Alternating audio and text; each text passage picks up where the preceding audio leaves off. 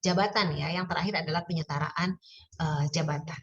Pengangkatan pertama, nanti meskipun Bapak dan Ibu pertama kali diangkat dalam jabatan fungsional, yang dinamakan dengan pengangkatan pertama adalah mereka yang formasi CPNS-nya sudah melamar dalam jabatan fungsional. Nah, di sini berarti untuk mengisi formasi, biasanya untuk jenjang pertama dan jenjang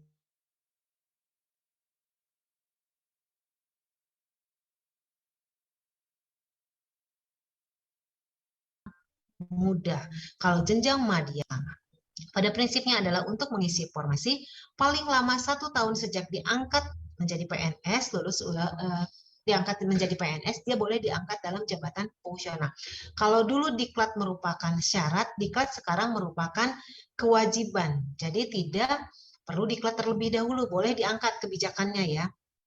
Boleh diangkat terlebih dahulu, setelah duduk baru diklatkan, karena kita beranggapan dengan adanya kualifikasi pendidikan, dengan adanya uji kompetensi SKB itu sudah dianggap yang bersangkutan memenuhi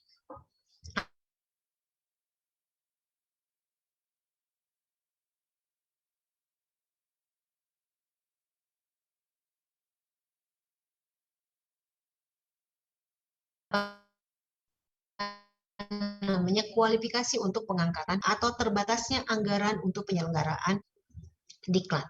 Nah, angka kreditnya nanti ditetapkan untuk yang pengangkatan melalui aturan baru, nanti angka kreditnya ditetapkan 0 karena ijazah ini adalah merupakan syarat masuk dalam jabatan. Bagaimana halnya dengan pekerjaan-pekerjaan yang sudah Bapak dan Ibu lakukan, misalkan diangkat pertama kali itu dari formasi CPNS, boleh dinilaikan untuk periode penilaian berikutnya. Yang kedua adalah perpindahan. Perpindahan ini tidak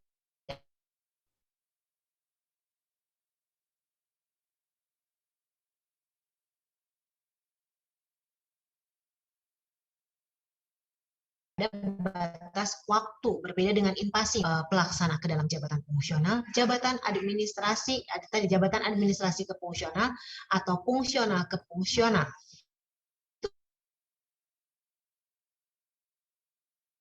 Oleh melalui jalur perpindahan yang membatasi muda usia maksimal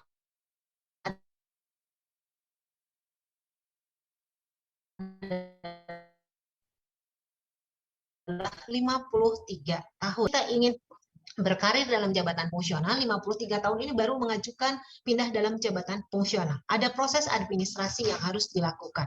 Jadi maksimal 53 tahun kurang 6 bulan. Begitupun untuk yang pindah ke jenjang madya, maksimal 55 tahun. Jadi 55 kurang 6 bulan harus sudah mengajukan. Dan ke jenjang utama. Jenjang utama ini 60 tahun, kecuali perpindahan antar utama ya, utama dari jabatan fungsional yang lain itu boleh 63 tahun.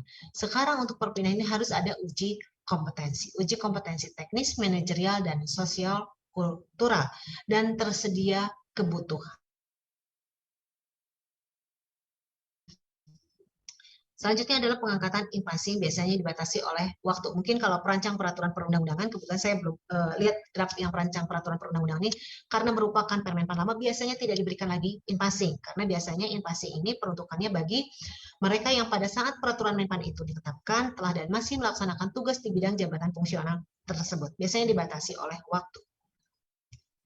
Selanjutnya adalah promosi. Ini yang belum dilakukan oleh beberapa, memang belum ada yang melakukan melalui jalur promosi dalam jabatan fungsional, karena dianggap ini bukan merupakan hal yang termudah untuk promosi ini. Promosi ini lebih sulit dibanding dengan perpindahan maupun invasi, karena promosi ini dia harus masuk dalam rencana suksesi. Dia juga harus menemukan inovasi di bidang jabatan fungsional tersebut yang diakui oleh instansi sesuai dengan tugas fungsi daripada jabatan fungsional itu sendiri. Mungkin kalau misalkan perancang peraturan perundang-undangan memiliki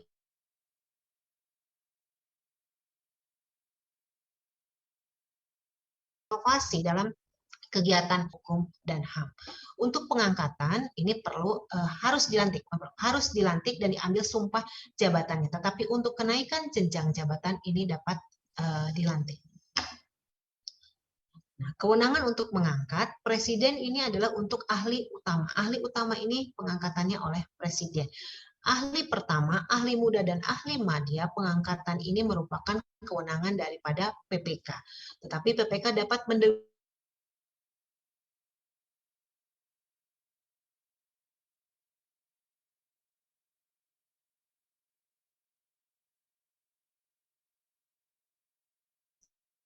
mendelegasikan kewenangan tersebut kecuali ada program sertifikasi atau pengembangan kompetensi lain. Pengembangan kompetensi lain ini ada seminar, workshop, konferensi, BIMTEK. Suara saya masih terdengar, Bu?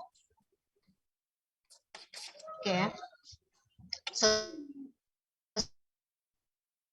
Mohon izin Bu Sujanti, suara itu mungkin agak terputus-putus Bu. Mohon izin berkenan kalau videonya ditutup Bu. Asistensi konsultasi dan jenis. Kenapa Bu?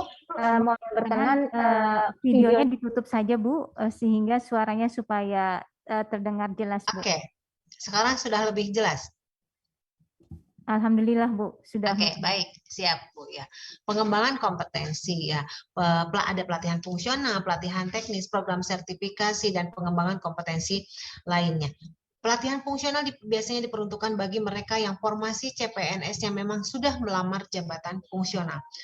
Nah, pelatihan teknis biasanya digunakan atau diberikan kepada mereka yang diangkat melalui jalur perpindahan, in-passing, maupun yang penyetaraan. Jadi Bapak dan Ibu yang disetarakan dalam jabatan fungsional itu diberikan pelatihan teknis. Bisa juga ada program sertifikasi dan pengembangan kompetensi lainnya. Siapa yang menyelenggarakan pengembangan kompetensi ini? Boleh instansi pengguna, boleh instansi pembina, atau organisasi profesi. Tentunya harus dengan standar yang ditetapkan oleh instansi pembina penyelenggaraannya. Dan ini diatur dalam juknis yang akan diatur oleh instansi pembina, yang perlu diatur oleh instansi pembina. Nah, selanjutnya untuk uji kompetensi, karena jabatan fungsional ini sekarang tidak dibedakan lagi dari unsur kompetensinya, pejabat fungsional juga harus memiliki kompetensi teknis, manajerial, dan sosial kultural. Jadi materi untuk uji kompetensi harus mencakup materi terkait dengan kemampuan yang bersangkutan dalam kemampuan manajerial, sosial kultural, dan kemampuan teknis.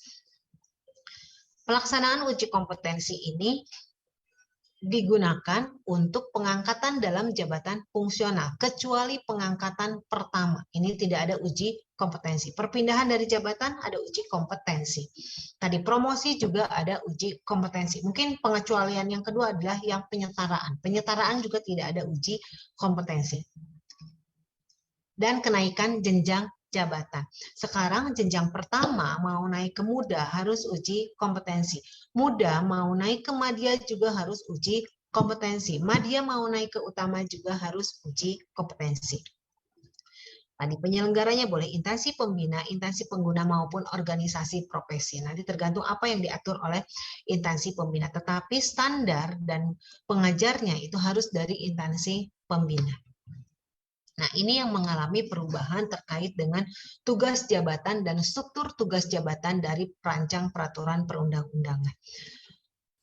Jadi kalau dulu kita mengenalnya adalah ada unsur utama dan unsur penunjang. Unsur utama ini terdiri daripada pendidikan, tugas pokok, dan pengembangan profesi gitu ya. Sekarang struktur tugas jabatan unsur utama dan unsur penunjang ini di mana pendidikan itu bukan merupakan unsur tersendiri lagi, tetapi pendidikan ini merupakan bagian dari kegiatan pengembangan profesi. Mungkin dengan aturan Permenpan yang lama, masih ada beberapa kegiatan atau kegiatan-kegiatan itu masih bersifat by proses ya. Setiap tahapan, setiap langkah pelaksanaan pekerjaan itu ada angka kreditnya. Tetapi dengan regulasi yang baru, harus by output. Jadi ketika by output tentunya ada standar untuk menilai kualitas hasil kerja yang dilaksanakan oleh para pejabat fungsional.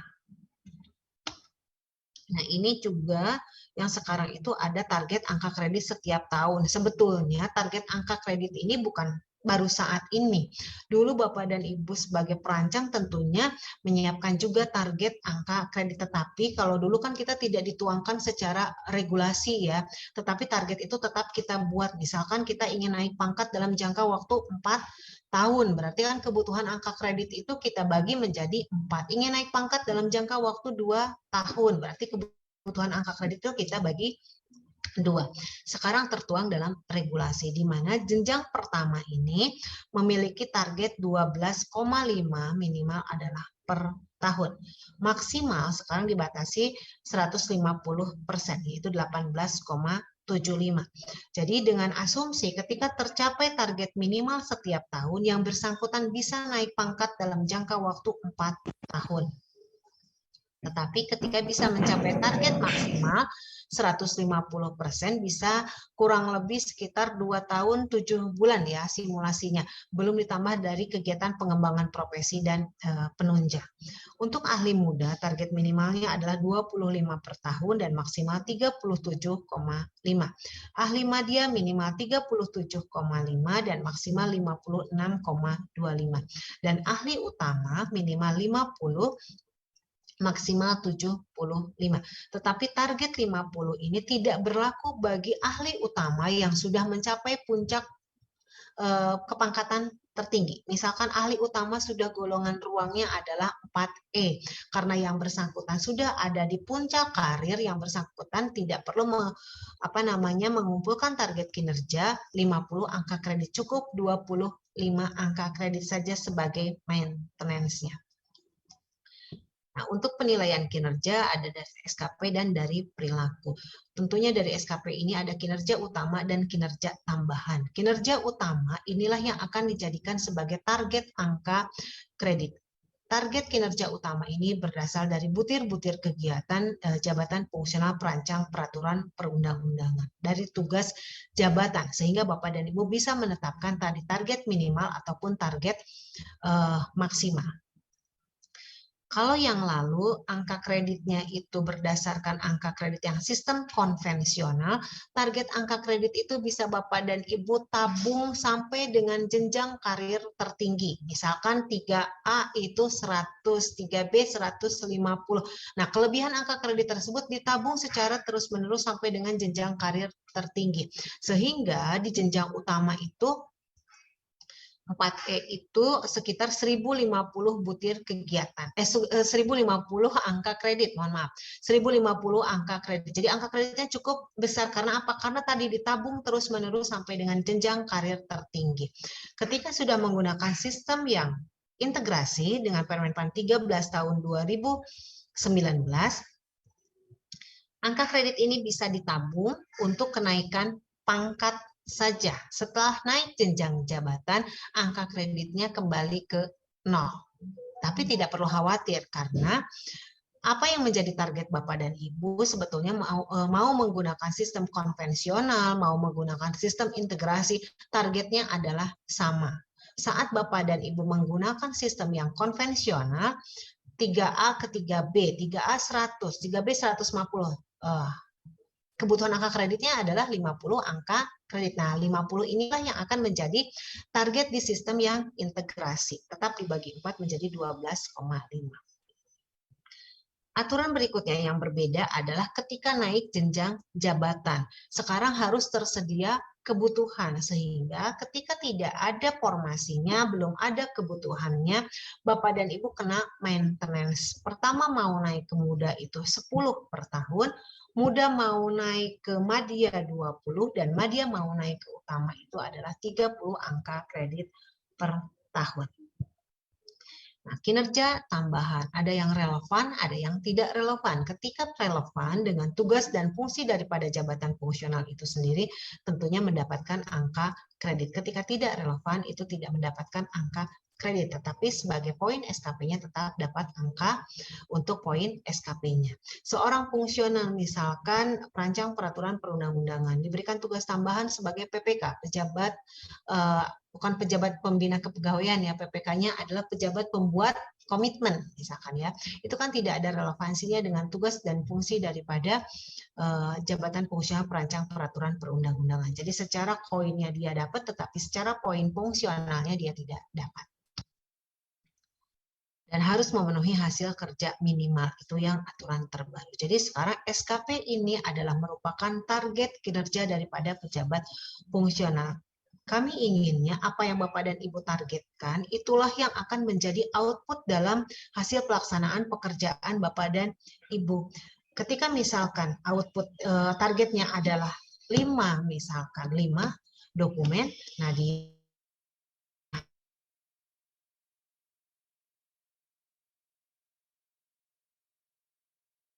hasil akhir untuk penilaian pun nanti cascading dengan indikator kinerja utama unit kerja ataupun dengan atasan langsungnya. Ini berdasarkan tugas-tugas daripada butir kegiatan jabatan fungsional. Karena pejabat fungsional yang tidak bisa memenuhi kinerja utama, nanti harus dilihat tidak memenuhinya karena apa? Apakah penempatannya sudah sesuai atau belum? Ketika tidak sesuai itu harus dimutasikan. Kasihan yang bersangkutan, nanti hidup segan mati pun tak mau karena tidak terpenuhinya angka kredit. Untuk capaian realisasi SKP ini perlu adanya standar kualitas hasil kerja untuk menilai angka kredit daripada pejabat fungsional ini. Kedepannya harus ada standar kualitas hasil kerja. Kenaikan jenjang jabatan ini juga berbeda dengan sebelumnya. Mungkin yang lalu kenaikan jenjang jabatan hanya jenjang-jenjang tertentu saja yang harus uji kompetensi. Dengan regulasi yang baru, kenaikan jenjang jabatan ini dia selain harus lulus uji kompetensi, tersedia juga kebutuhan. Untuk naik jenjang jabatan, dia wajib melaksanakan kegiatan pengembangan profesi. Nilai prestasi kerja bernilai baik dalam 1 tahun terakhir, memenuhi hasil kerja minimal dan memenuhi capaian angka kredit yang diharapkan. Jadi selain kumulatifnya terpenuhi, misalkan angka kredit kumulatifnya terpenuhi, kalau dulu angka kredit kumulatif di jenjang pertama misalkan 3B ya. Jadi naik pangkat itu ada naik pangkat yang berakibat kepada kenaikan jenjang jabatan. 3A ke 3B itu hanya naik pangkat, tetapi 3B ke 3C itu adalah naik pangkat yang akan berakibat kepada kenaikan jenjang jabatan. 3A ke 3B, 50-50 kalau misalkan target yang integrasi ya. Jadi untuk naik jenjang jabatan butuh 100 angka kredit. Kumulatifnya terpenuhi, tetapi dilihat juga ada nggak kewajiban dari kegiatan pengembangan profesi. Kalau dengan aturan yang lama, pengembangan profesi ini beragam. Ada yang misalkan naik pangkat saja perlu pengembangan profesi, ada juga yang kenaikan jenjang jabatan hanya di jenjang madya saja misalkan. Kalau sekarang sama. Untuk kegiatan pengembangan profesi, hanya yang diwajibkan itu dari muda ke madya dan madya ke utama. Dan juga harus memenuhi hasil kerja minimal. Jika terpenuhi seluruhnya bisa naik jenjang jabatan. Ini pengembangan profesi. Ini juga yang berbeda dengan regulasi sebelumnya, di mana perolehan gelar atau ijazah pendidikan formal dulu merupakan bagian unsur tersendiri, sekarang merupakan bagian dari kegiatan pengembangan profesi. Pengembangan kompetensi, mengikuti seminar, lokakarya, bagian dari kegiatan pengembangan kompetensi, baik yang klasikal maupun yang non-klasikal. Penyusunan standar, pedoman, petunjuk pelaksanaan, petunjuk teknis. Nah, ini juga masuk dalam kegiatan pengembangan kompetensi. Pembuatan karya tulis, karya ilmiah sesuai dengan bidang tugas jabatan fungsional. Ini yang angka kreditnya lebih besar dibanding dengan butir-butir kegiatan lainnya. Di pengembangan profesi dari pembuatan karya tulis, karya ilmiah ini angka kreditnya sudah tidak ada yang 0,0. Ini yang perlu disentuh oleh para pejabat fungsional.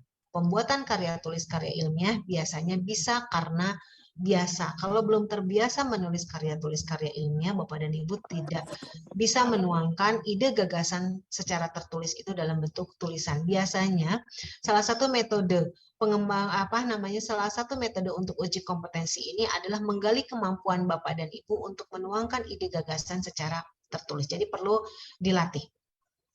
dan kegiatan lain yang mendukung pengembangan profesi yang ditetapkan oleh instansi pembina. Untuk pengembangan profesi ini, setiap butir kegiatan berbeda angka kreditnya dan boleh dilakukan oleh semua jenjang jabatan. Jadi angka kreditnya bervariasi. Nah, pemenuhan angka kredit dari kegiatan pengembangan profesi ini untuk muda yang akan naik ke jenjang madya adalah 6, madya yang mau naik ke jenjang utama adalah 12. Nah, 6 angka kreditnya sekarang dengan Permenpan 13 belum ditentukan. Yang menentukan nanti instansi pembina. Kira-kira mau dari unsur apa saja 6 angka kredit tersebut. Kalau dengan aturan yang lama mengikat dari pengembangan profesinya ini dari pembuatan karya tulis, karya ilmiah. Boleh nggak misalkan dari pendidikan atau misalkan dari kegiatan lain? Tentunya boleh, tetapi harus dibuat komposisi. Inilah yang harus ada dalam ketentuan pelaksanaannya nanti. Kira-kira dari unsur apa saja yang bisa masuk dalam kegiatan pengembangan profesi yang harus terpenuhi ketika akan naik jenjang jabatan. Madya mau naik ke utama ini 12 angka kredit. Kalaupun ditetapkan dari penulisan karya tulis karya ilmiah, Madya mau naik ke utama 4A, 4B, 4C. Sebetulnya kalau kita lihat dari naik pangkat reguler itu memiliki waktu sekitar 12 tahun ya. Bapak dan Ibu boleh memilah, misalkan mau membuat karya tulis ilmiah apa? Makalah. Kalau makalah, satu makalah itu 3, berarti 3 kali butuh 4 makalah ya. 4 makalah dalam jangka waktu 12 tahun misalkan. Kalau ditetapkannya hanya dari karya tulis, karya ilmiah. Itu Bapak dan Ibu bisa mengatur waktunya. Syarat untuk kenaikan pangkat masih sama, minimal 2 tahun dalam pangkat terakhir, memenuhi angka kredit kumulatif, penilaian prestasi kerja bernilai baik dalam 2 tahun terakhir, dan memenuhi hasil kerja minimal. Hasil kerja minimal ini juga yang harus nanti dirumuskan oleh instansi pembina saat menyusun ketentuan pelaksanaan ketentuan teknisnya. Kira-kira apa yang dimaksud dengan hasil kerja minimal per jenjang jabatan? Apakah mau dilihat dari berdasarkan kompetensinya atau butir kegiatan apa yang diwajibkan bagi seseorang untuk naik ke jenjang jabatan berikutnya. Nah, unsur penunjang. Di sini unsur penunjang ada pengajar, pelatih atau pembimbingan, peran serta dalam seminar, lokakarya, dan konferensi. Ini juga hampir sama dengan yang sebelumnya, keanggotaan organisasi profesi, keanggotaan dalam tim penilai, perolehan penghargaan tanda jasa, dan perolehan gelar kesarjanaan lainnya. Tadi kalau kita lihat pengembangan profesi, ada juga di pengembangan profesi perolehan gelar kesarjanaan. Di penunjang juga ada, masih sama. Jadi ketika Bapak dan Ibu melanjutkan pendidikan, pendidikannya itu linier dengan bidang tugas jabatan fungsional perancang peraturan perundang-undangan. Tentunya akan dinilai di kegiatan pengembangan profesi dan akan mendapatkan jumlah angka kredit sebesar 25% dikali dengan kebutuhan untuk kenaikan pangkat. Tetapi ketika Bapak dan Ibu melanjutkan pendidikan dan pendidikannya tidak linear, dalam arti tidak sesuai dengan bidang tugas dan kualifikasi pendidikan perancang peraturan perundang-undangan, akan dinilai di unsur penunjang. Pemberhentian sekarang dengan aturan yang baru tidak ada lagi. Kalau dulu kita mengenal pembebasan sementara karena angka kredit ya, sekarang sudah tidak dikenakan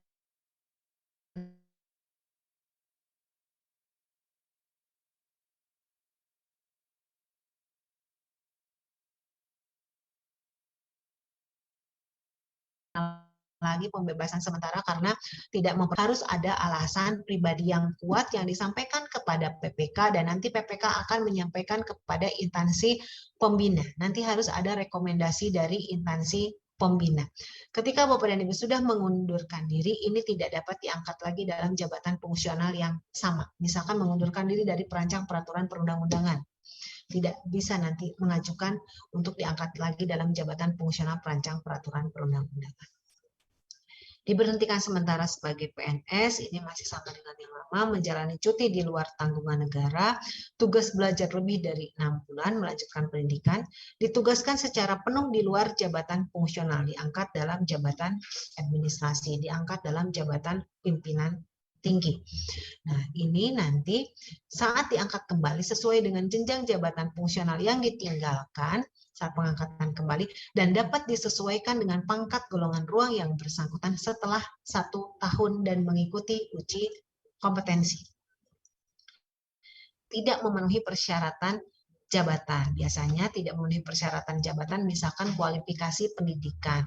Kualifikasi pendidikan saat pengangkatan misalkan minimal adalah S1, ternyata syarat yang baru misalkan adalah S2, biasanya diberikan jangka waktu untuk menyelesaikan pendidikan. Apabila jangka waktu tersebut sudah terlewati dan tidak terpenuhi, berarti dianggap tidak memenuhi persyaratan jabatan, dan ini juga tidak dapat diangkat kembali. Diberhentikan sementara sebagai PNS, menjalani cuti di luar tanggungan negara, tugas belajar lebih dari 6 bulan, dan ditugaskan secara penuh di luar jabatan fungsional, ini dapat diangkat kembali dalam jabatan fungsional tersebut. Nah, ini tugas instansi pembina.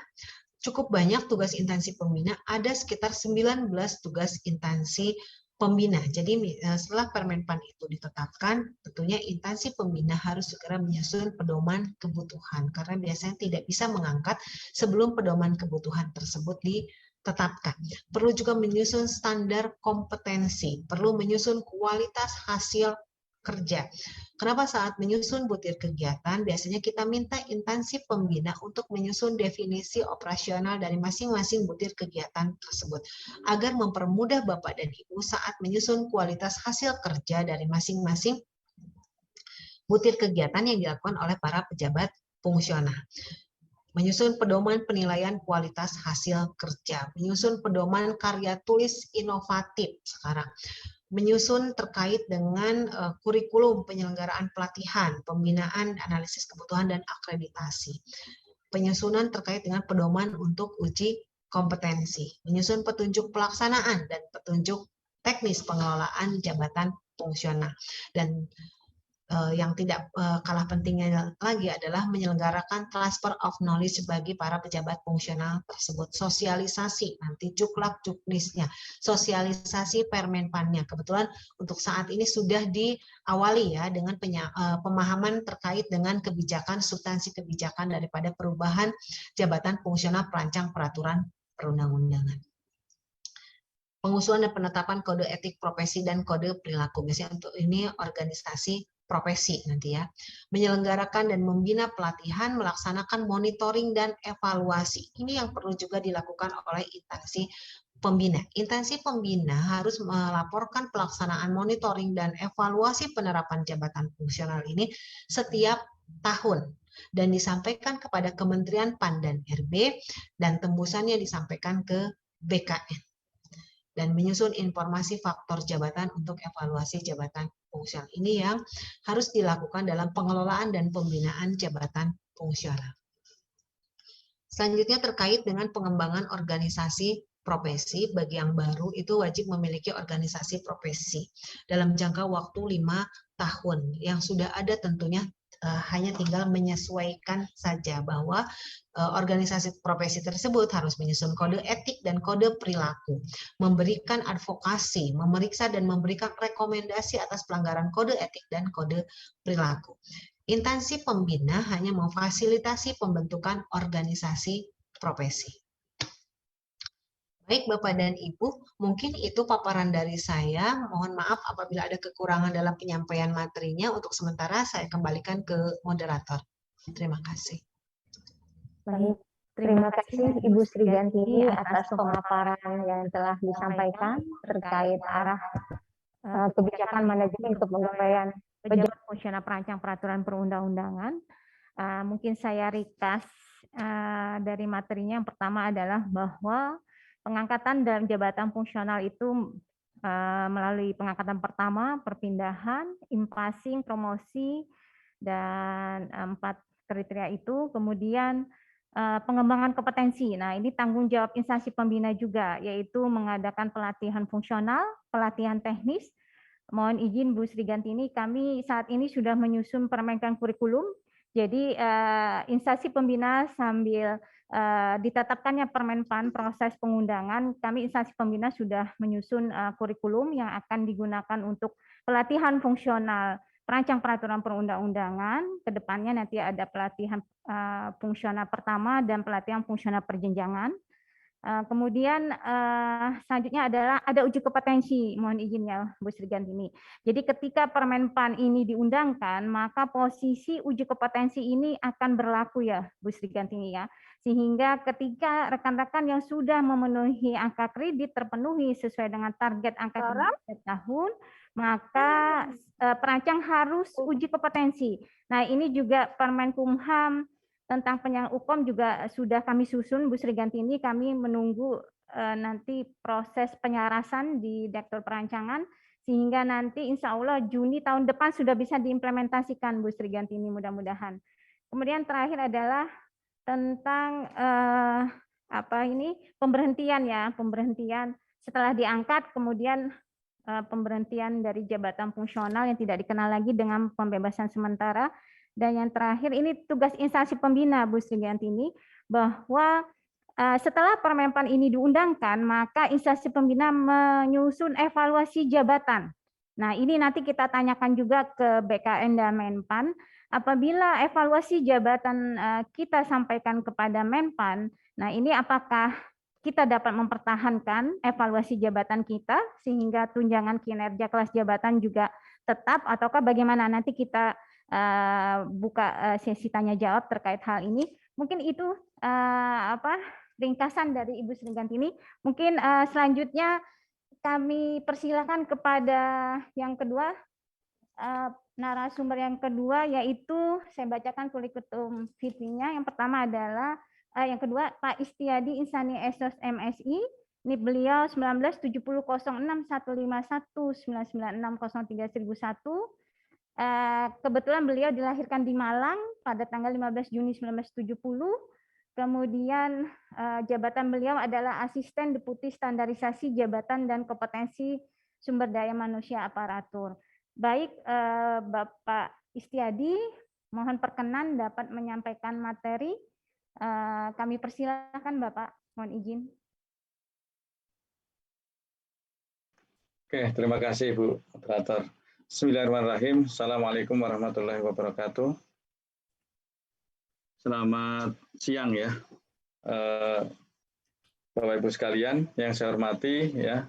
Sini ada CPT di lingkungan Kumham ya, baik Bu Direktur ya dan Bapak Ibu sekalian dari Kementerian Hukum dan HAM. Kemudian yang saya hormati kolega saya ini Bu Gantini nih, Bu Direktur Jabatan ASN ya dari BKN ya, dan Bapak Ibu sekalian yang tidak sebutkan satu persatu. Mohon maaf kami agak terlambat masuk karena memang ada acara rapim ya, kemudian baru bisa bergabung ini. Dan mohon izin Bapak Ibu sekalian, saya tidak sebutkan satu persatu ya, tidak mengurangi rasa hormat kami ke Bapak Ibu sekalian. Nah, terkait dengan apa yang disampaikan Bu Gantini itu sudah lengkap ya. Sudah lengkap. Lalu apa sebetulnya insight-insight yang harus saya sampaikan? Nah, untuk itu ya saya mau izin share screen ya. Nanti mungkin ada beberapa hal yang kami sampaikan terkait dengan kondisi jabatan fungsional perancang perundang-undangan saat ini.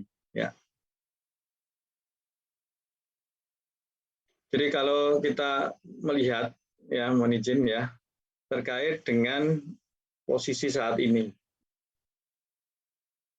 Ya, kalau kita lihat jabatan fungsional perancang, ini posisinya sudah diawali 12 Oktober 2020 menyampaikan NA, kemudian ada 3 November ekspos naskah akademik, 8 November 2021 rekomendasi, 11 November penetapan. Hanya kemudian ini kan proses pengundangan ya. Jadi dalam proses pengundangan ini kami belum terima salinannya sehingga kami belum bisa menyatakan. Tapi ada beberapa hal yang menjadi catatan penting terkait dengan jabatan fungsional perancang peraturan perundang-undangan ini.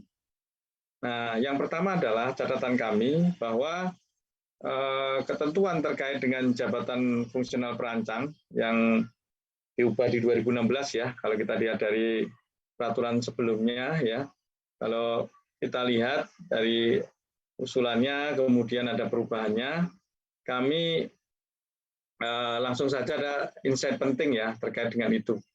Kalau ini kan tadi sudah disampaikan oleh Bu Gantini. Saya mohon izin ya, share screen kaitannya dengan rancangan peraturannya. Ini sudah final, ya sudah penandatanganan, sudah tinggal tunggu pengundangannya. Untuk itu saya mau izin share screen kaitannya dengan itu. Oke. Hal yang penting di sini adalah ya, ketika kita berbicara mengenai rancangan peraturan ini. Ya, ini sudah kelihatan, Ibu? Mohon izin. Halo? Lihat, Pak. Bisa, Lihat Pak. ya. Enggak, saya perbesar lagi nih. Bentar. Kelihatan, Pak. Kelihatan ya. Nah, oke. Nah, oke ya. Jadi kalau kita lihat di sini ya. Nah, kita lihat ya. Dasar hukumnya adalah dalam peraturan ini ya, Kepmenpan ya, nomor 41 Kepmenpan 12/2002 2000 ya, 12/2000 itu yang sebelumnya diubah dengan Permenpan nomor 6 tahun 2016. Itu sudah tidak sesuai lagi. Kenapa? Dengan keluarnya Permenpan nomor 13 tahun 2019 tentang pengusulan, penetapan, dan pembinaan jabatan fungsional. Nah, di mana di situ ada hal-hal yang seperti tadi disampaikan oleh Bu Gantini ya, disampaikan oleh Bu Gantini bahwa ada aturan-aturan terkait dengan jabatan fungsional tersebut. Salah satunya adalah ketika kita berbicara mengenai penilaian kinerjanya, unsur-unsurnya, nah tugasnya. Nah, di sini ada perubahan ya, tugas dari jabatan fungsional perancang ini berubah. Ada dengan keluarnya peraturan Menteri PAN terkait dengan analis hukum, ya maka advokasi hukum dipindahkan ke analis hukum. Jadi yang dulunya dilakukan oleh teman-teman perancang, tapi sekarang sudah dipindah ke analis hukum.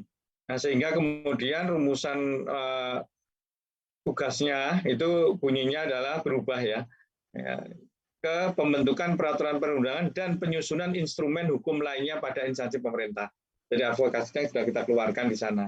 Dan ini lebih cenderung kaitannya dengan pembentukan peraturan perundangan dan penyusunan instrumen hukum lainnya.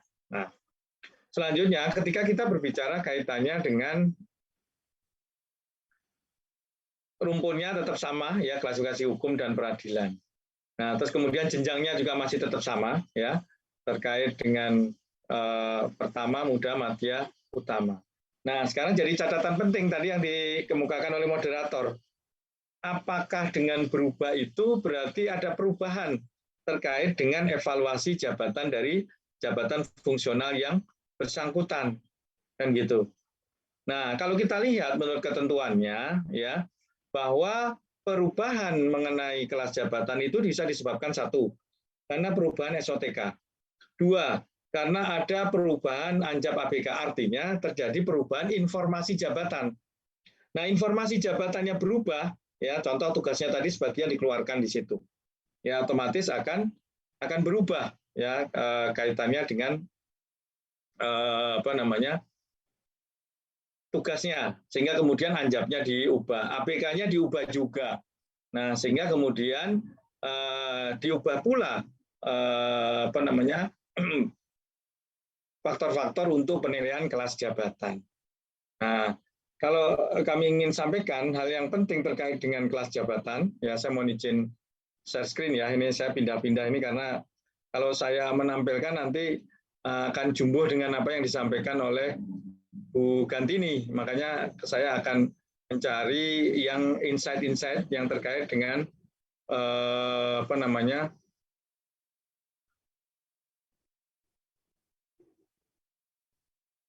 perubahan dari jabatan fungsional perancang peraturan perundang-undangan. Ya. Nah, kalau kita lihat di dalam aturan bagaimana sih kita melakukan evaluasi terhadap kelas jabatannya. Ya, ini saya mohon izin ya. Nah, ada hal penting di situ yang dijadikan syarat untuk bisa berubah. Nah, salah satunya ketika kita berbicara mengenai faktor yang diperhitungkan dalam evaluasi jabatan. Mohon izin share screen ya. Sudah kelihatan, Bapak-Ibu sekalian? Mohon izin? Sudah ya? Oke.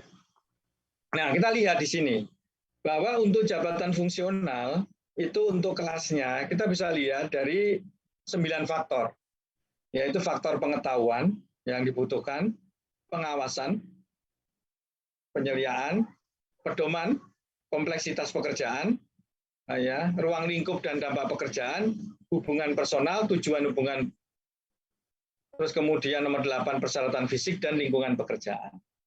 Nah, kita ketahui di situ ya, kalau ini ada perubahan, maka kemungkinan akan ada perubahan di dalam informasi faktornya.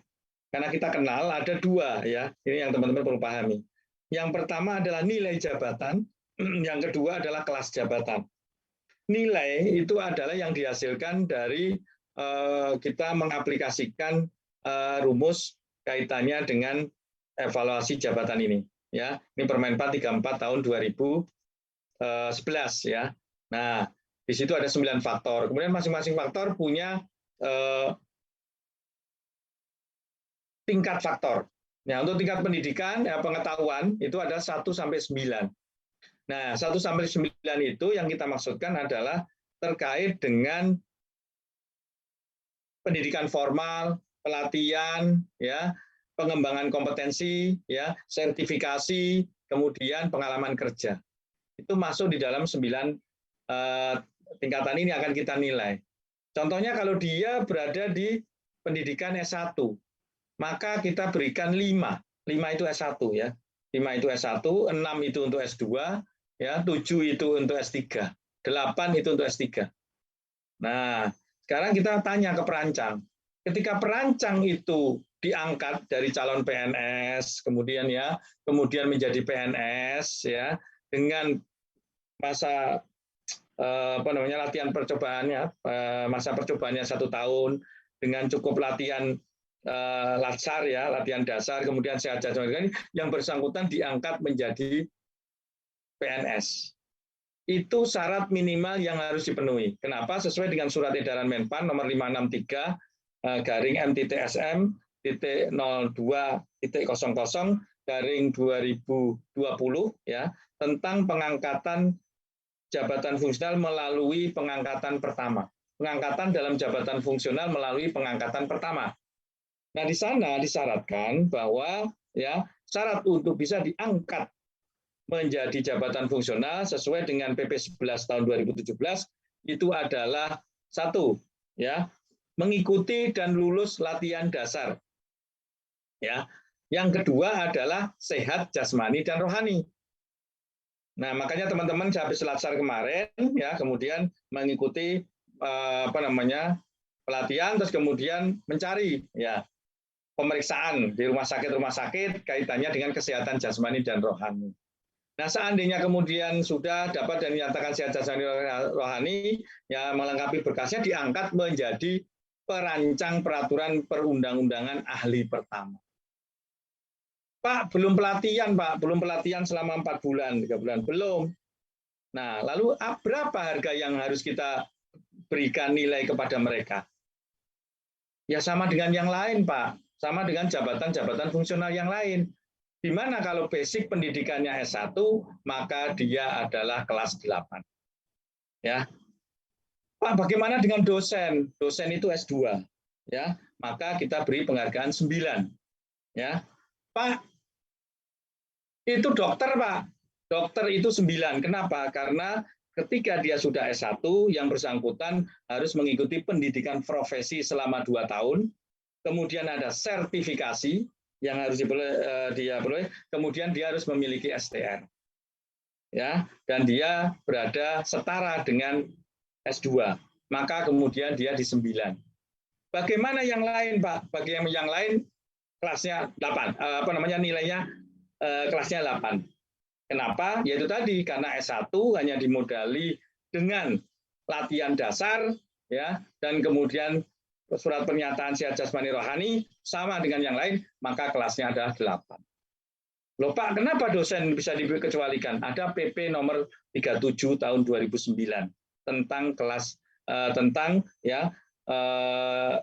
dosen ya. Ya, jadi ada PP tentang dosen yaitu PP 37 tahun 2009. Yang itu memberikan beberapa penekanan-penekanan kualifikasi yang berbeda dengan jabatan fungsional yang lain. Salah satunya ya S2 ya. Kemudian untuk jenjang tertentu ya ada persyaratan-persyaratan tertentu yang harus dia penuhi. Itu PP 37 tahun 2009. Kalau yang lain Pak ya kita samakan kalau memang tidak ada sesuatu yang luar biasa dikecualikan oleh PP, dikecualikan oleh Perpres atau dikecualikan oleh undang-undang. Nah, itu menjadi hal yang penting di sini ya. Jadi faktor pengetahuan 1 sampai 9 ya tingkat itu menjadi penting. Yang kedua adalah pengawasan dan penyeliaan yaitu 1 sampai 5. Pedoman 1 sampai 5, kompleksitas. Nah, ini 1 sampai 6. Nah, ini menunjukkan Pak perancang peraturan perundang-undangan di Kumham yang madya dengan perancang peraturan perundang-undangan di kabupaten kota sama enggak Pak kompetensinya? Sama. Kualifikasinya sama. Ya. Ruang lingkup tugasnya ya relatif harusnya sama karena jabatannya sama, sama-sama madya. Yang muda ya sama-sama muda, ya kompetensinya, kualifikasinya, tugasnya dan seterusnya. Pak kami berbeda Pak, kami kan lebih kompleks gini. Kalau di kabupaten kota ya kalau gitu jenjangnya dibedakan. Kalau di kabupaten kota cukup pertama muda saja, nggak usah ada madya. Nah dan seterusnya. Itu yang kemudian perlu dipahami karena apa?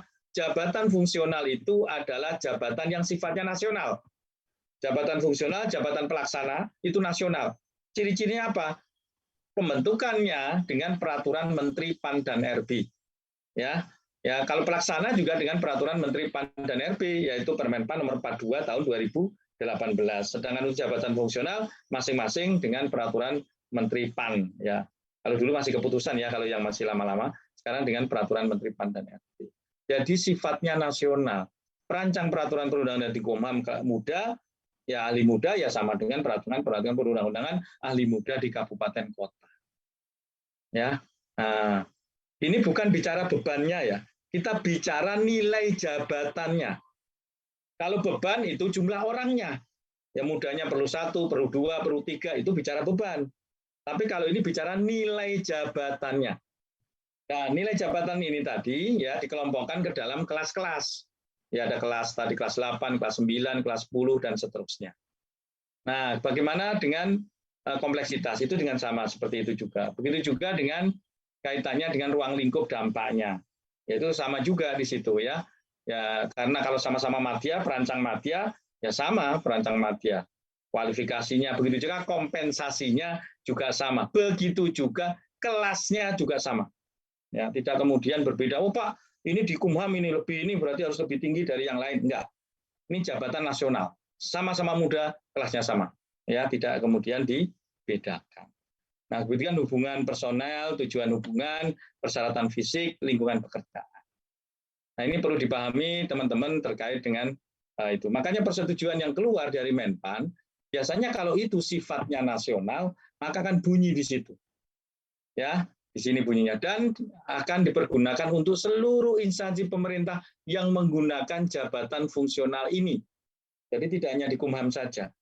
Bapak dulu ada persetujuan hanya berlaku di lingkungan Kumham, Pak. Nah, sekarang ini yang nasional. Makanya di dalam PP 17 tahun 2020 ya, di dalam pasal 99 ayat 3 huruf S itu ditegaskan di situ. Ya.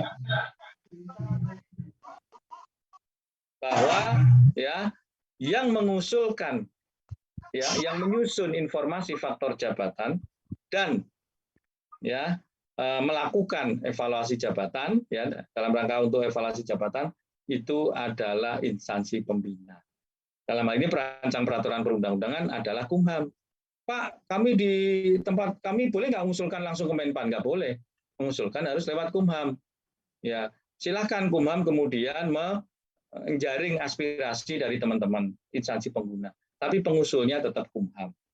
Nah, kecuali nanti ketika sudah diberikan persetujuan berdasarkan Permenpan 39 2013, maka dalam rangka aplikasinya pembayaran masing-masing instansi mengusulkan ke Menpan sesuai apa yang berlaku di Kumham. Biasanya setelah itu ditetapkan, ya ketika sudah ditetapkan kemudian diedarkan ke seluruh instansi pengguna. Dari surat edaran itu yang berisi informasi faktor jabatan yang disetujui Menpan, yang sudah ditetapkan, kemudian diajukan ke Menpan untuk diberikan persetujuan untuk penetapan di lingkungan masing-masing. Nah, setelah itu baru kemudian dilakukan pembayaran terkait dengan penetapan. Nah, Bapak Ibu sekalian, ini hal-hal yang sudah dikomunikasikan dengan kami. Ya, kami memang mengambil cara, ya, jalan bahwa peraturan Menteri Kumhamnya memang belum ditetapkan ya dalam proses pengundangan. Tetapi proses pembahasan terhadap kelas jabatan itu sudah bisa dilakukan. Begitu juga untuk SKJ-nya sudah bisa dilakukan. Hanya nanti penetapannya akan sekuen. Ya, Permenpannya dulu dikeluarkan. Nah, dari dasar Permenpan itu dikeluarkan persetujuan terkait dengan kelas jabatan. Dari dasar peraturan Menteri itu dikeluarkan persetujuan untuk standar kompetensi jabatan bagi perancang peraturan perundang-undangan. Ya, ini mempercepat proses ya, Bapak Ibu sekalian. Nah, inilah pola-pola yang kita jadikan acuan untuk menetapkan kelasnya. Yang kemarin kan berlaku lokal di Kumham, Pak. Ini yang didorong berlaku nasional. Kalau berlaku nasional harus menghitung ya kondisi pertama muda madya utama di rumah terkecil. Rumah terkecil itu yang kita maksudkan adalah struktur paling rendah. Ya, struktur terkecil dalam hal ini adalah yang ada di kabupaten kota. Di mana kalau di kabupaten kota ya perancang itu adanya di sekretariat. Kalau di provinsi adanya di biro. Kepala biro saja, kepala biro hukum ya di provinsi itu kelasnya adalah 14. Kelasnya adalah 14 ya. Kepala biro di biro hukum di provinsi itu 14 kelasnya. Ya. Sedangkan di kabupaten kota ya kepala bagiannya bagian hukum itu kelasnya adalah 12. Ya.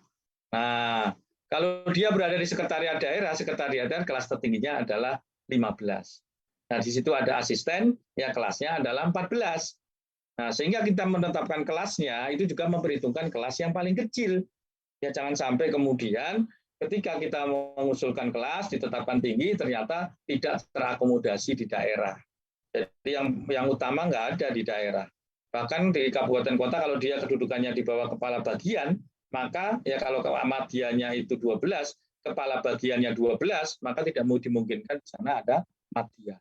Mungkin paling tinggi adalah muda, apabila muda kelasnya 10 umpamanya gitu ya. Kelasnya 10 ada di sana. Ini hal-hal yang penting yang perlu jadikan perhatian ke Bapak Ibu sekalian untuk jabatan-jabatan fungsional yang sifatnya nasional seperti perancang.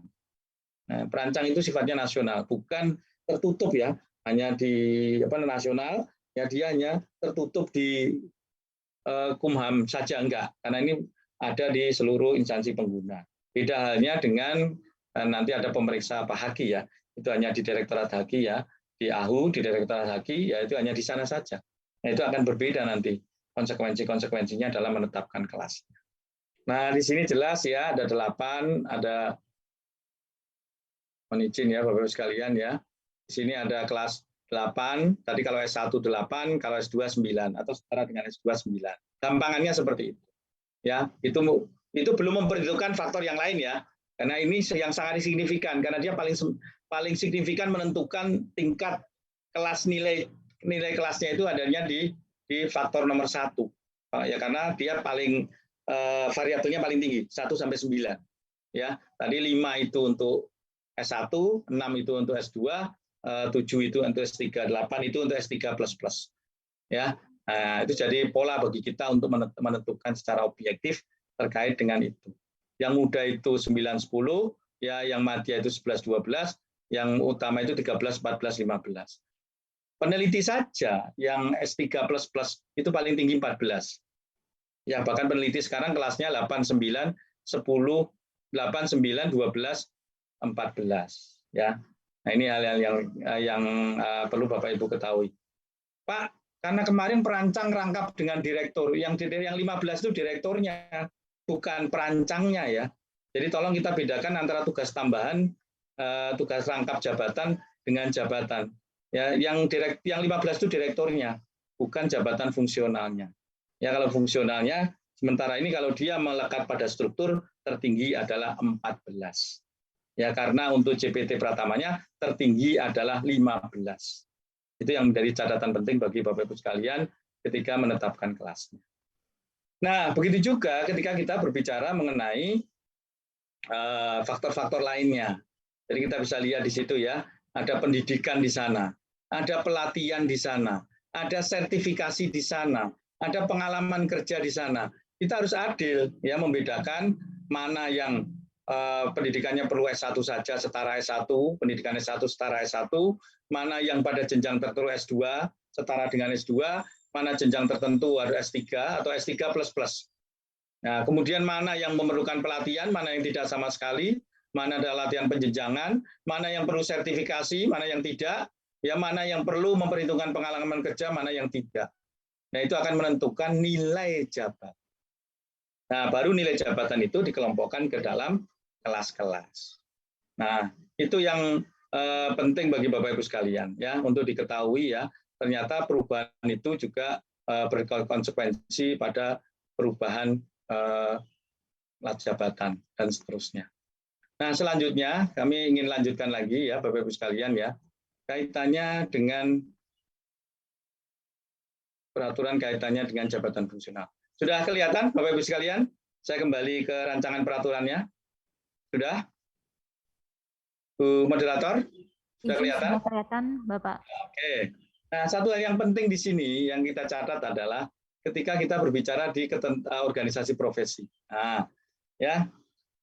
Di organisasi profesi itu ada IP3I ya. Nah, ini kan sudah langsung dimasukkan kontekstual ya. Langsung masuk ini ya.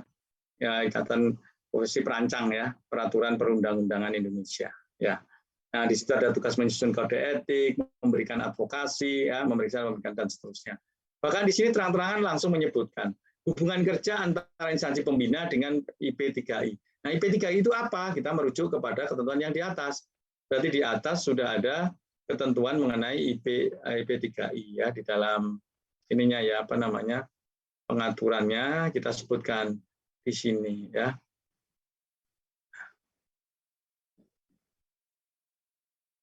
Bahwa di situ ada organisasi profesi yang itu apa namanya, menjadi tempat bernaung bagi teman-teman ya, untuk nah ya di sini ya, kalau kita lihat ya, di sana ketentuan mengenai IP3I tadi itu sebagai organisasi profesi yang ada di sini ya. Nah, terus selanjutnya adalah ya, kita bicara mengenai ketentuan peralihan. Ya, ini perlu dicatat ya, karena ini merupakan perubahan peraturan yang sebelumnya sudah ada. Yang sebelumnya sudah ada ya. Nah, maka di situ disebutkan di dalam ketentuan peralihan ya, kegiatan tugas jabatan dan hasil kerja yang telah dilaksanakan perancang sebelum berlaku peraturan menteri ini, yang dulu ya, yang lampau ya, nanti apabila sudah keluar masih tetap berlaku untuk dilakukan perhitungan masih dengan menggunakan ketentuan yang lama. Jadi tidak hilang begitu saja ya Bapak Ibu sekalian. Nah, begitu juga untuk kaitannya dengan peraturan pelaksanaan. Sepanjang dia tidak bertentangan ya, maka dia masih bisa dipergunakan ya, kecuali nanti sudah keluar pengaturan yang baru terkait dengan peraturan pelaksanaannya. Nah, peraturan terkait dengan jabatan ini ya sudah dicabut dan dinyatakan tidak berlaku Permenpannya ya, Permenpan nomor 41 tahun 2000 dan Permenpan ya nomor yang tahun 2016 nomor 6 tahun 2016 sudah dicabut dan dinyatakan tidak berlaku. Nah, ini hal penting yang Bapak Ibu perlu ketahui ya, ketika kita membicarakan kaitannya dengan jabatan fungsional perancang. Nah, mohon izin ya Bapak Ibu sekalian, ada hal penting juga yang ingin saya sampaikan ya, terkait dengan penutup ya. Jadi kalau kita berbicara mengenai jabatan fungsional saat ini, konteks kedepannya ya, konteks kedepannya kita ingin kemudian melakukan perubahan-perubahan terkait dengan perubahan kebijakan ya ke depan. Tapi sementara ini kita masih menggunakan ketentuan yang sekarang definitif, yaitu dengan Permenpan 13 tahun 2019 ya, tentang pengusulan, penetapan dan pembinaan jabatan fungsional. Nah, saat ini ada 258 ya jabatan fungsional yang sudah ditetapkan, 151 bersifat terbuka, ya, termasuk sebetulnya perancang peraturan perundang-undangan. Kemudian yang bersifat tertutup ada 107, jadi sebagian besar adalah merupakan jabatan fungsional yang sifatnya terbuka, yaitu 59%.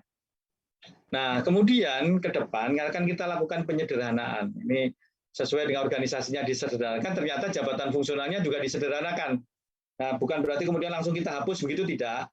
Kita akan kelompokkan sesuai dengan bidang-bidangnya. Jadi kita akan melakukan penyederhanaan dengan urusan pemerintahan. Jadi kalau pemerintahan di bidang hukum, ya hukum dan HAM itu kelompokkan menjadi satu. Nah, baru kemudian kita apakah bisa digabung atau tidak, kan gitu. Kalau seandainya karena sifatnya spesifik tidak bisa, ya tidak. Tapi kalau ternyata dia memiliki metodologi yang bisa disajikan satu, maka dia akan digabung menjadi satu. Tapi ini masih nanti ya, masih dalam konteks ke depan ya menindaklanjuti kebijakan penyederhanaan birokrasi yang saat ini sedang dilakukan. Nah, ke depan kan jabatan fungsional sifatnya agile, lebih bertitik pula pada profesi, ya lebih bertitik pada profesi. Nah, ini yang akan dilakukan ke depan sesuai dengan kebijakannya, penilaian kinerjanya seperti itu juga, ya. Nah, sementara ini memang ketentuan ketika kita berbicara angka kredit itu untuk menunjukkan kapasitas dan kinerja dari jabatan fungsional tersebut. Sehingga ini masih diperlukan karena di dalam PP-nya juga masih menggunakan ketentuan itu. Itu mungkin yang bisa saya sampaikan ke Bapak Ibu sekalian terkait dengan pembahasan hari ini supaya apa yang saya sampaikan tidak redundant dengan apa yang disampaikan oleh Bu Gantini, Bu Direktur Jabatan ASN. Itu yang bisa saya sampaikan, Bapak Ibu sekalian. Waktu dan tempat kami kembalikan ke moderator. Terima kasih. Baik, terima kasih Pak Istiadi atas materi yang telah disampaikan terkait arah kebijakan, pengaturan yang diatur dalam Permenpan jabatan fungsional dan pengaturan mengenai evaluasi jabatan.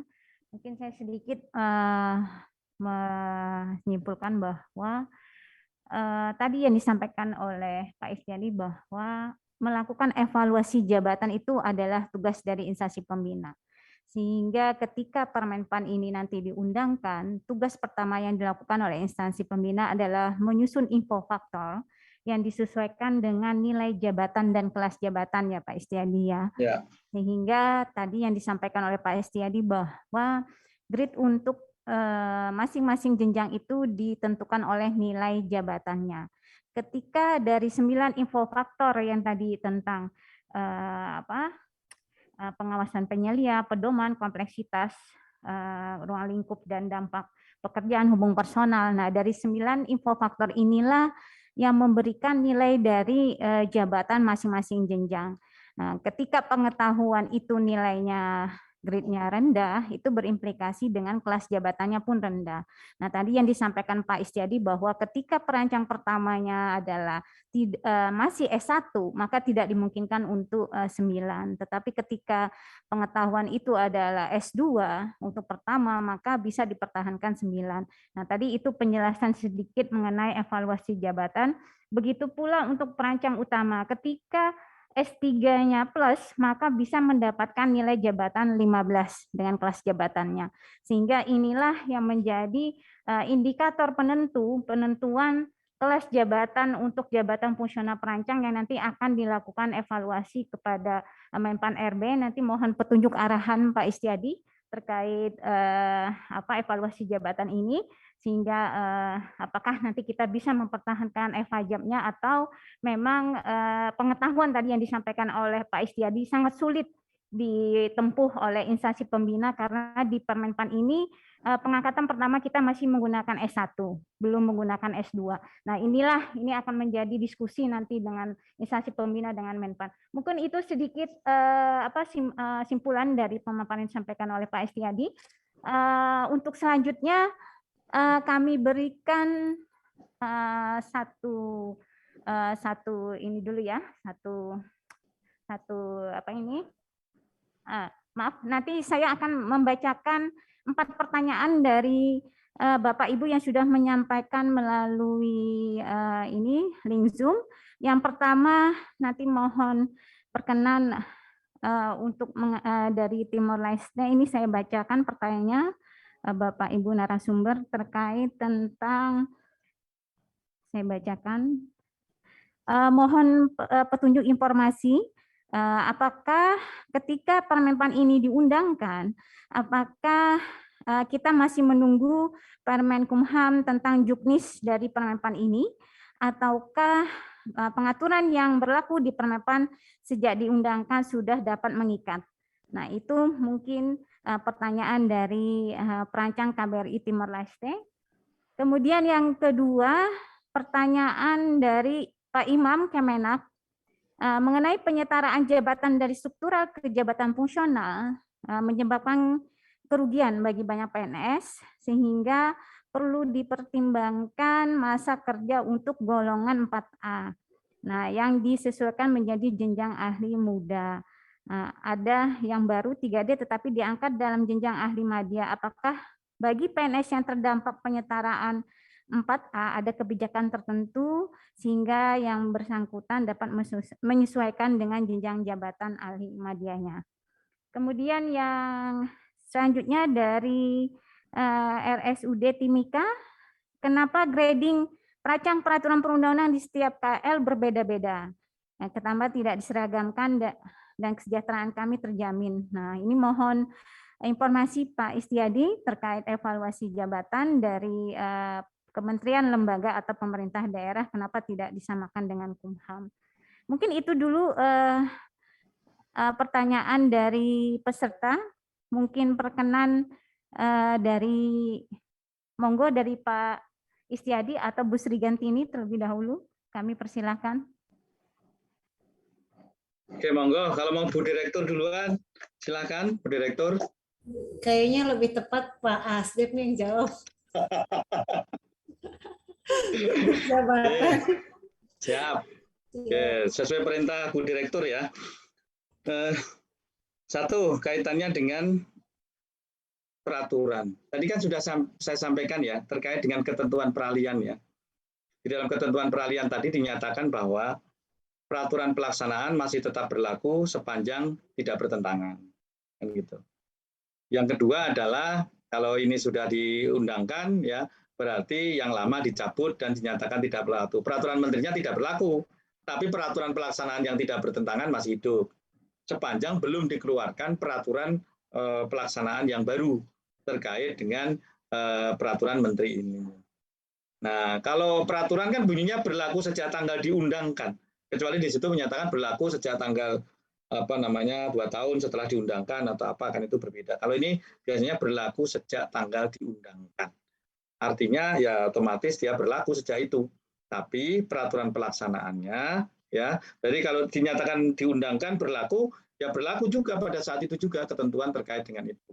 Hanya kan kemudian yang mengamanatkan adanya peraturan-peraturan pelaksanaannya ya masih menggunakan peraturan pelaksanaan yang lama ya, yang tidak bertentangan isinya ya, mungkin ada yang bertentangan, ada yang tidak, yang bertentangan tidak, dan seterusnya.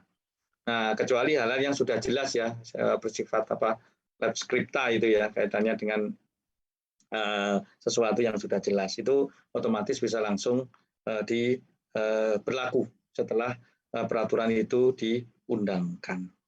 Terus yang kedua, ini kan sebetulnya pernyataan ini harusnya dari teman-teman perancang ini. Saya cuma mengutip aja nih dari guru-guru saya, teman-teman perancang peraturan perundang-undangan di Kumham ini. Karena sudah berinteraksi sekian tahun ya, akhirnya tahu gitu kira-kira seperti itu. Terus yang kedua adalah kaitannya dengan penyetaraan jabatan. Tadi sudah dijelaskan oleh Bu Gantini ya, Bu Direktur ya, bahwa pengangkatan dalam jabatan fungsional itu ada 4. Sebetulnya tidak termasuk penyetaraan.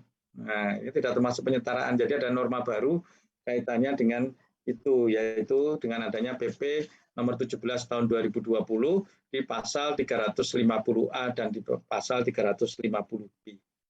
Ya, di mana di situ ada penataan birokrasi, kemudian penyederhanaan birokrasi, nah salah satunya adalah penyetaraan jabatan. Nah, di dalam ketentuan penyetaraan jabatan ini dengan Permenpan nomor 28 tahun 2019, yang kemudian diperbarui dengan Permenpan nomor 17 tahun 2021. Nah, pertanyaannya adalah, Pak, Kalau ini pindah ke jabatan fungsional, ya, lalu kelasnya seperti apa, Pak? Kan gitu. Nah, kelasnya itu kan di dalam Permenpan dinyatakan ya kelasnya berlaku kelas jabatan administrasi. Meskipun di dalam Permenpan 17 2021 dinyatakan berlaku kelas jabatan yang lebih tinggi. Nah, di situ ketika berlaku kelas jabatan administrasi, meskipun kelas jabatannya fungsional tinggi, kalau kelas jabatan administrasi lebih rendah, ya berlaku kelas jabatan administrasinya. Katakanlah 12, ternyata kelas jabatan administrasinya 11, ya berlaku 11, bukan berlaku 12. Karena di sini memang tidak menetapkan kelas baru, tapi memberlakukan kelas jabatan. Tapi ada masanya di situ. Kan sifatnya individual final. Individual final artinya berlaku pada orang itu, berlaku pada saat itu, berlaku pada kondisi itu. Apabila kondisinya berubah, orangnya berubah, dimutasi, ya tidak berlaku, ya dimutasi, terus kemudian pangkatnya naik, berarti statusnya sudah berubah, tidak berlaku. Begitu juga kalau kemudian yang bersangkutan, katakanlah sudah dicabut SK-nya sebagai koordinator, karena waktu itu kan otomatis jadi koordinator, itu pun juga sudah tidak. Nah, sehingga Bapak Ibu sekalian, ketika kita berbicara penyetaraan ini menjadi kondisi pengaturan dalam jangka waktu tertentu. Nah, Pak, kalau dengan in passing apa perbedaannya, Pak? Kalau in passing, ya Bapak Ibu sekalian, kita ketahui di situ ya, ketika kita berbicara mengenai in passing. In passing itu ya adalah penyesuaian.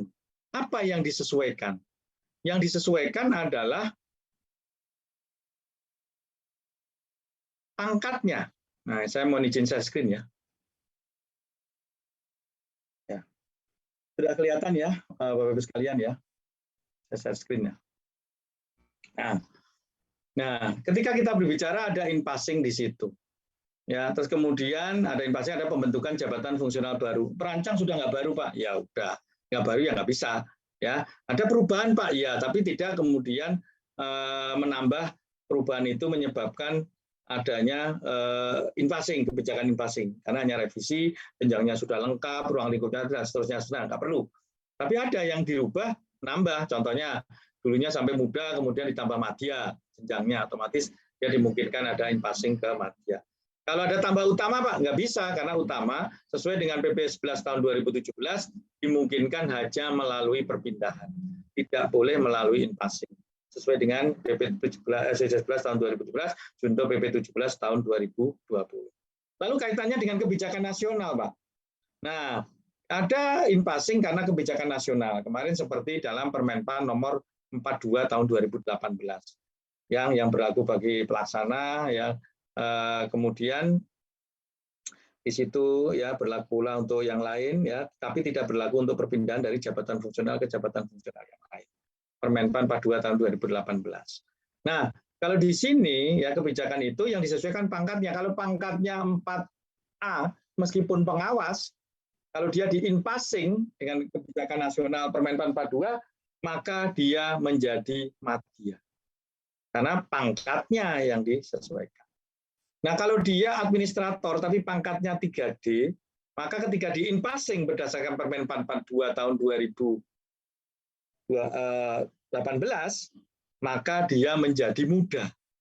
Nah, ini berbeda halnya dengan Permenpan 28 tahun 2019. Dasarnya adalah jabatan.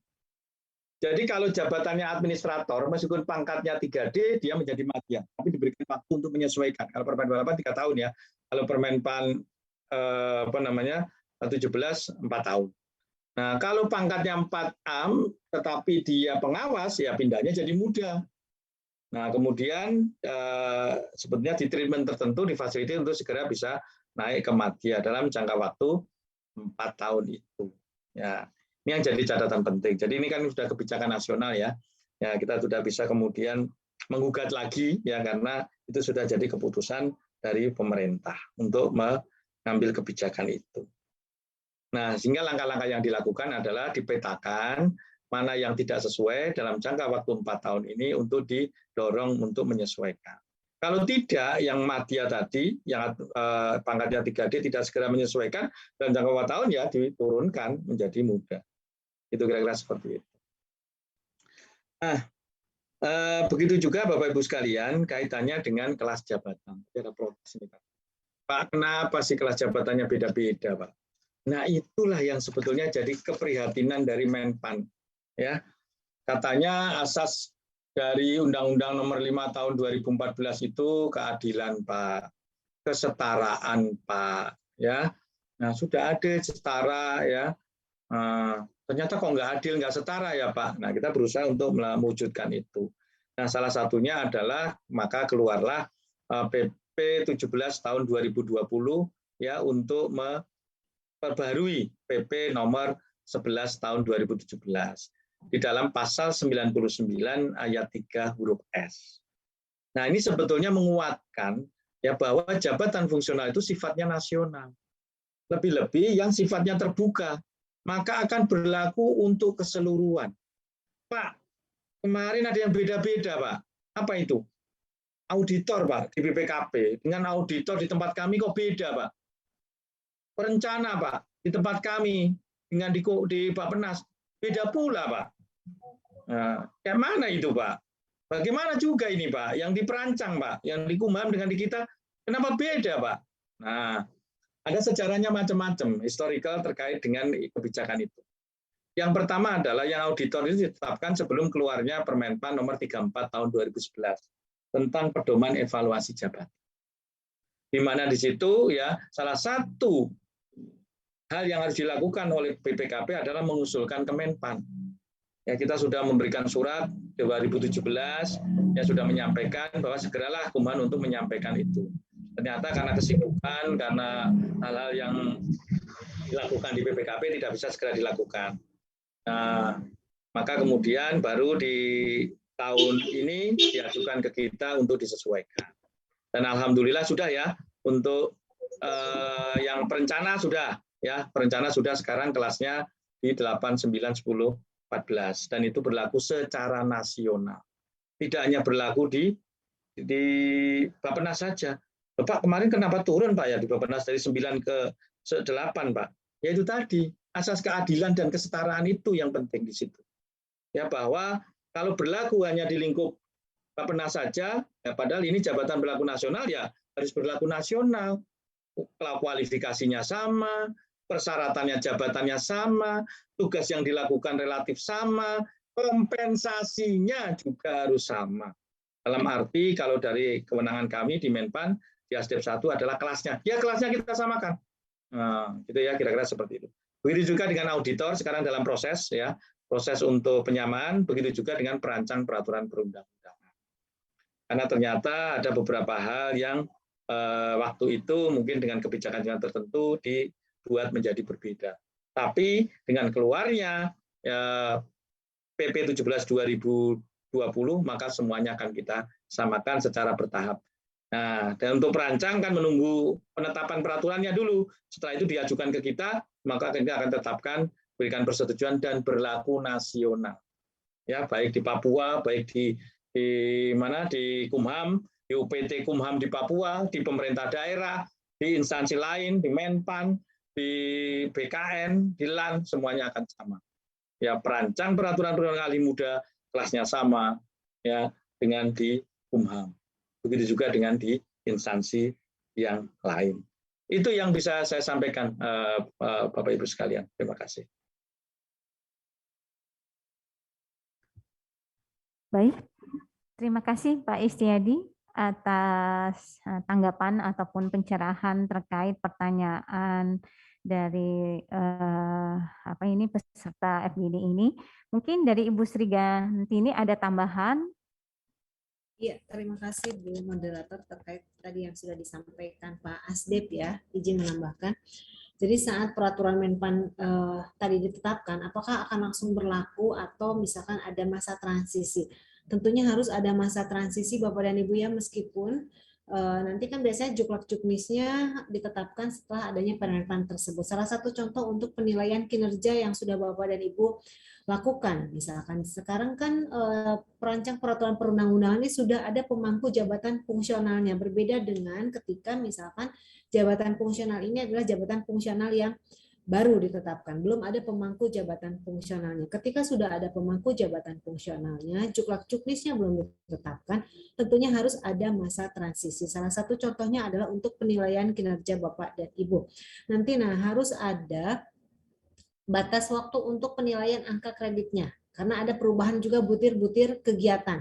Tidak mungkin misalkan kita juga merugikan para pejabat fungsional yang sekarang sudah melaksanakan butir kegiatan tersebut. Tentunya harus ada masa transisi untuk penilaian. Batas waktunya kapan menggunakan butir yang lama, kapan menggunakan butir yang baru. Terkait dengan angka kredit juga. Yang lama adalah sistem konvensional, sekarang adalah sistem yang integrasi, sehingga nanti harus ada juga konversi terkait dengan angka kredit yang sudah dimiliki oleh para pejabat fungsional. Jadi tentunya harus ada masa transisinya. Biasanya memang dalam klausul peraturan Menpan tersebut ada klausul yang menyatakan sepanjang ketentuan pelaksanaannya tidak bertentangan masih dapat digunakan. Itu adalah untuk mengakomodir masa transisi tersebut. Yang kedua terkait dengan penyetaraan jabatan, mungkin tadi sudah disampaikan juga Pak Asdep. Jadi Bapak dan Ibu sekalian, karena adanya kebijakan pemerintah yang membedakan antara in-passing dengan penyetaraan jabatan. Kalau penyetaraan jabatan ini basisnya adalah jabatan. Jadi meskipun Bapak dan Ibu golongan ruangnya 4A, tetapi Bapak dan Ibu menduduki jabatannya adalah pengawas, pasti itu ke jenjang muda.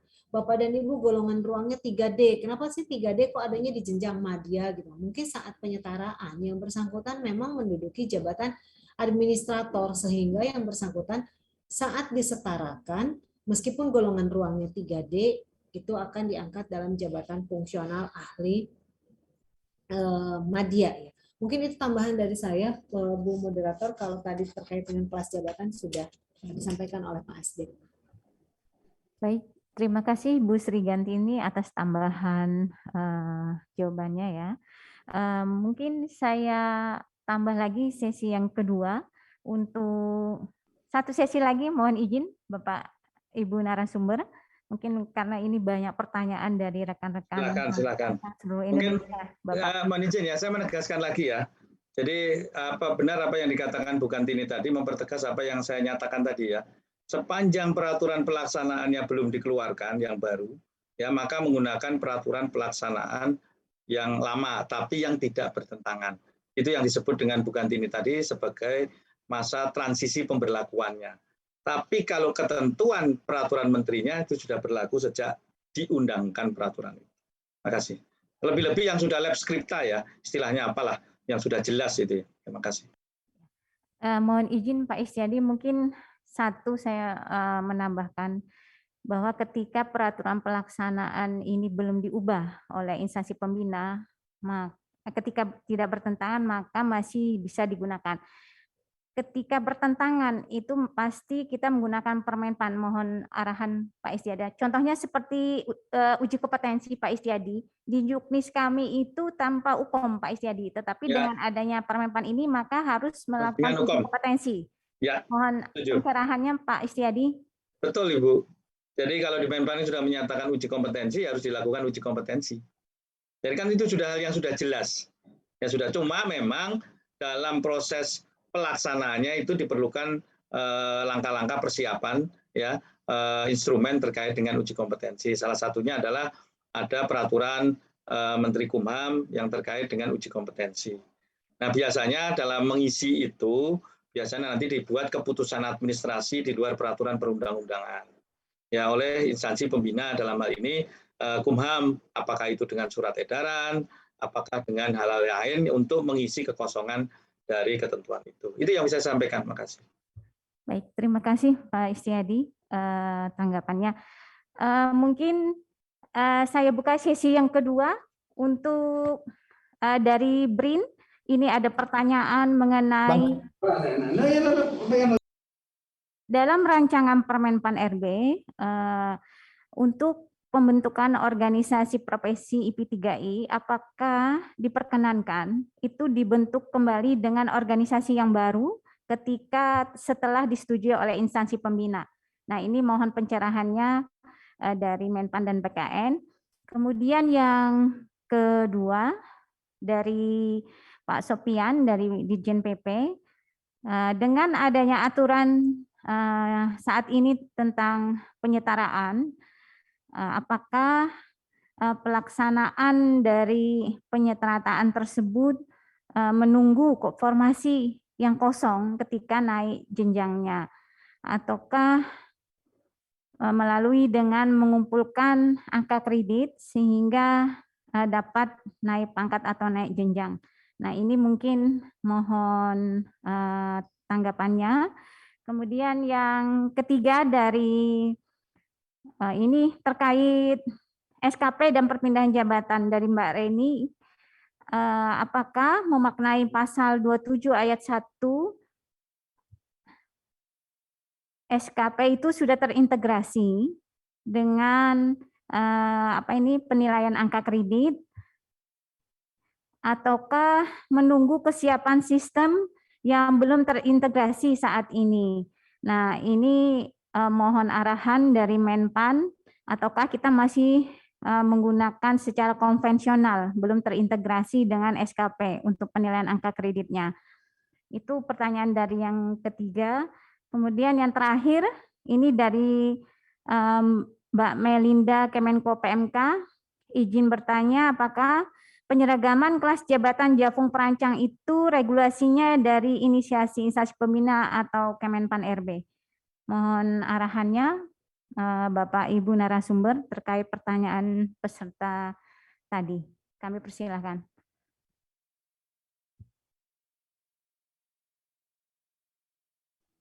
Silakan Bu Gantini, mau duluan? Boleh saya duluan aja ya, Pak? Saya Ya, pilih dulu. silakan. Baik, tadi mungkin yang terkait dengan tadinya, terkait dengan penyetaraan jabatan ya, ketika misalkan naik jenjang jabatan, apakah harus ada formasinya gitu kan, dan bagaimana terkait dengan penilaian angka kreditnya, apakah harus naik pangkatnya menggunakan angka kredit atau tidak. Jadi ketika Bapak dan Ibu diangkat dalam jabatan fungsional, apapun tadi pintunya ya, ada pengangkatan pertama, perpindahan, in-passing, promosi, ketika Bapak dan Ibu sudah diangkat, begitupun yang penyetaraan ya, sudah diangkat, berarti Bapak dan Ibu sudah ada dalam jabatan tersebut.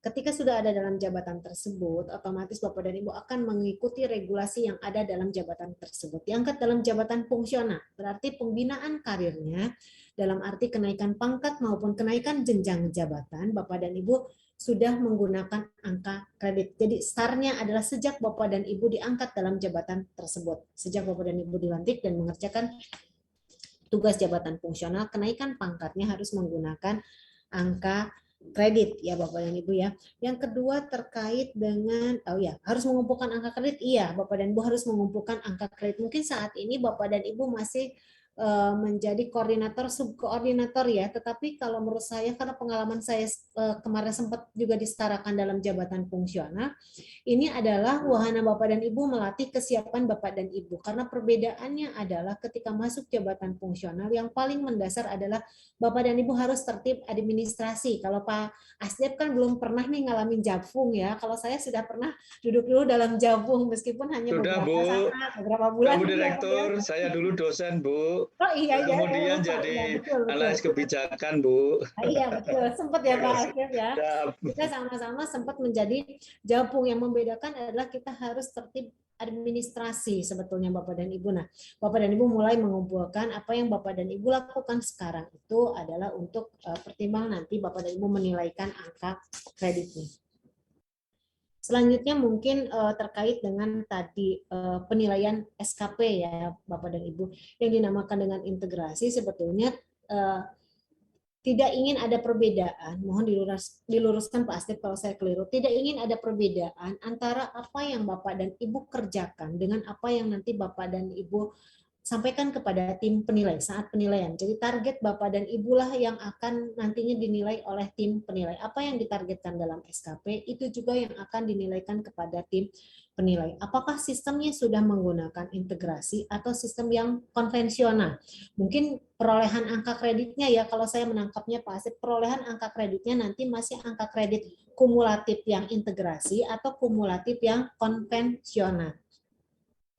Pengalaman kami revisi jabatan fungsional analis kepegawaian, kita dalam masa transisi ini, sepanjang regulasinya belum ditetapkan, juklak-juknisnya, kita masih menggunakan angka kredit kumulatif yang konvensional. Karena ketika Bapak dan Ibu akan beralih ke dalam sistem yang integrasi, tadi harus ada konversi dulu. Angka kredit yang sekarang didapat berapa? Karena yang sekarang kan angka kreditnya besar-besar yang Bapak dan Ibu miliki ya.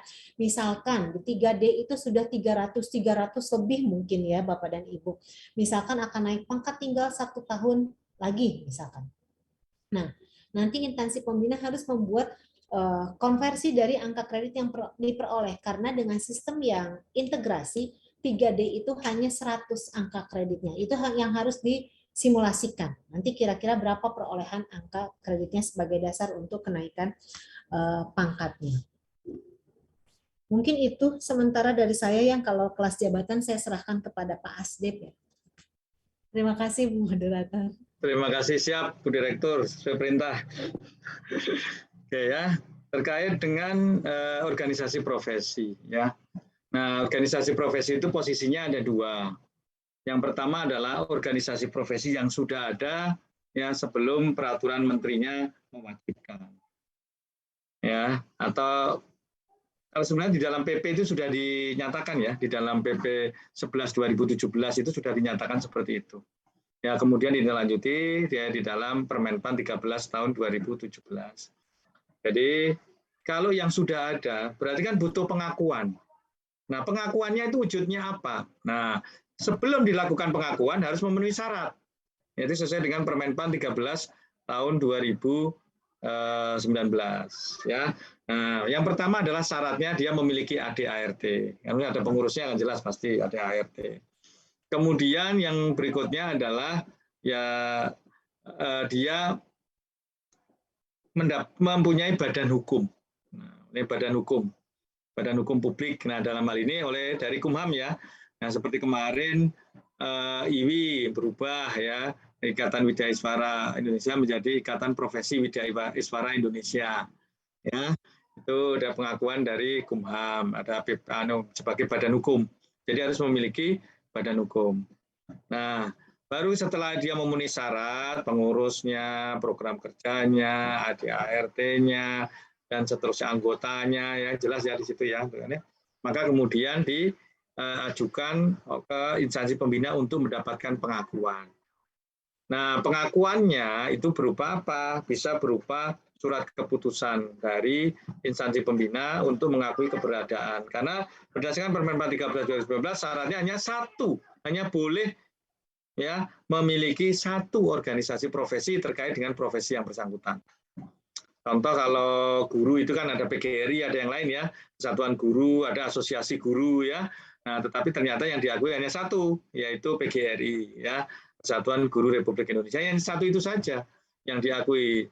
Nah, itu wajib menjadi anggota ya, 5 tahun ya setelah dibentuk. Karena ini sebetulnya kan kalau perancang ini kan sudah lama ya, berarti kan sebetulnya mungkin sudah ada. Kalau belum ada, kalau sudah ada mungkin masih belum mendapat pengakuan, berarti harus mendapatkan pengakuan. Sebelum mendapatkan pengakuan harus kemudian memenuhi ketentuan tadi itu, badan hukum dan seterusnya. Tapi ada yang organisasi baru terbentuk setelah peraturan ini. Nah, itu ada tugas dari instansi pembina untuk memfasilitasi ya sesuai dengan pasal 99 ayat 3 ya. Di situ dinyatakan salah satu tugas dari instansi pembina yaitu memfasilitasi pembentukan pembentukan organisasi profesi. Memfasilitasi ya penyusunan kode etik dan kode perilaku bagi profesi yang bersangkutan. Itu ada di dalam tugas instansi pembina.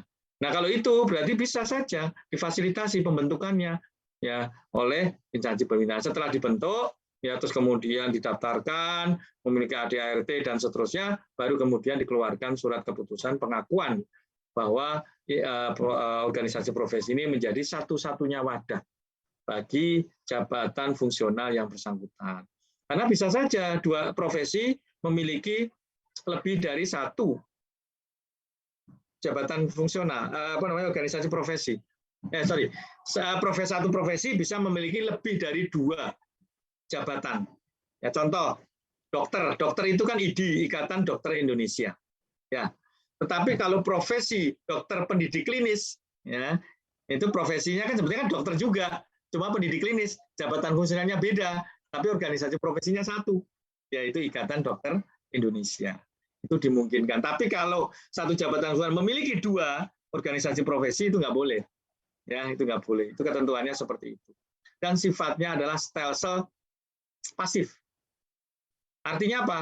Ya, ketika teman-teman itu ya menjadi jabatan fungsional, otomatis menjadi anggota karena diwajibkan.